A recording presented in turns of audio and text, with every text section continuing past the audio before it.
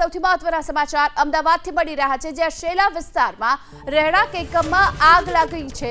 Sky city Riviera elite નામની બિલ્ડિંગમાં આગની ઘટના બની છે। બિલ્ડિંગમાં ત્રીજા માળે આવેલા ફ્લેટમાં આગ લાગી છે। આ ભીષણ આગ લાગતા સોસાયટીમાં દોડધામ મચી ગઈ। ફાયર વિભાગની ટીમ ઘટના સ્થળ પર પહોંચી છે। આગ પર પાણીનો મારો ચલાવી આગને કાબૂમાં લેવા માટેના સતત પ્રયત્નો, જોકે શોર્ટ સર્કિટના કારણે આગ લાગ્યાનું અનુમાન છે। એસીમાં શોર્ટ સર્કિટ થયું અને તેના કારણે આ આગ લાગી। જોકે આગના કારણે ત્યાં તમામ લોકો છે તેમાં અફરાતફરી મચી ગઈ હતી। સુરક્ષાના ભાગરૂપે તમામ લોકોને નીચે ઉતારી લેવામાં આવ્યા છે અને શોર્ટ સર્કિટના કારણે આગ લાગી છે।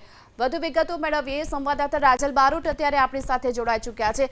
રાજલ, શેલાના સ્કાય સિટીમાં બિલ્ડિંગમાં જે આગની ઘટના બની છે, કેટલામાં માળે આગની ઘટના, કયા બ્લોકમાં અને શું સ્થિતિ?